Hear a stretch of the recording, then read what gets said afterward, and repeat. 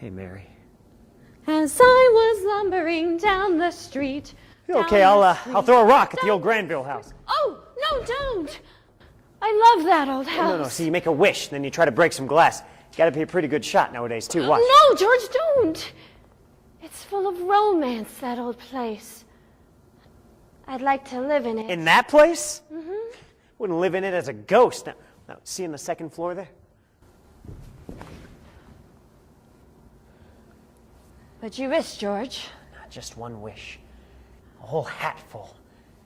Mary, I know what I'm going to do tomorrow and the next day and the next year and the year after that. I'm shaking the dust of this crummy little town off my feet and I'm going to see the world. Italy, Greece, the Colosseum, the Parthenon. And then after that, I'm going to come back here and go to college and see what they know. And then I'm going to build things. I'm going to build airfields. I'm going to build skyscrapers 100 stories high. I'm going to build bridges a mile wide. What, are you going to throw a rock?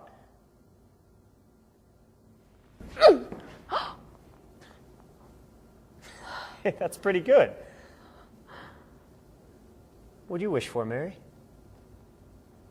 Buffalo gals, can't you come out tonight? Can't you come out tonight? Can't you come out tonight? Buffalo gals, can't you come out tonight?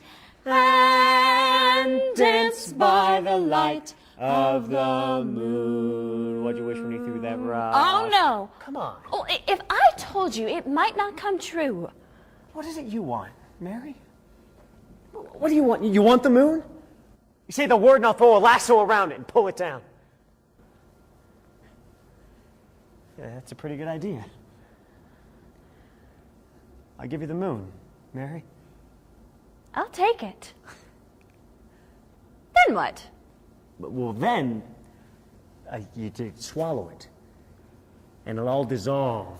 And the moonbeams will come shooting out of your toes and your fingers, the ends of your hair.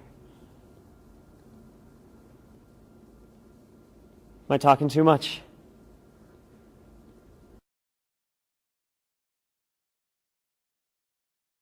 Peter Bailey was not a businessman. That's what killed him. Oh, I don't mean any disrespect to him.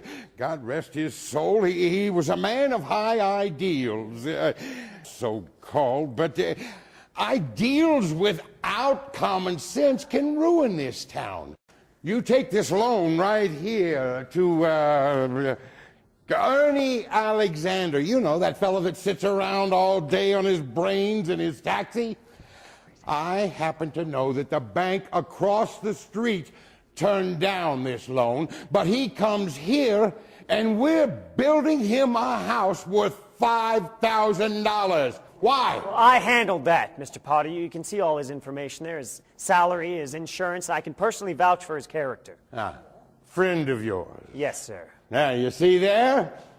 You shoot pool with somebody, some employee here, and you can come and borrow money. And what does that get us but a discontented, lazy rabble instead of a thrifty working class? And all because a couple of wild-eyed dreamers like Peter Bailey stir things up and fill their heads with a lot of impossible ideas. Now, what just a minute. Now, hold on, Mr. Potter. You're right when you say my father was no businessman. I know that. Why he started this cheap penny ante building and loan, I'll never know. But neither you nor anyone can say anything against his character. Because his whole life was... Well, in the 25 years since he and Uncle Billy started this thing, he never once thought of himself. He never saved enough money to send Harry to school, let alone me.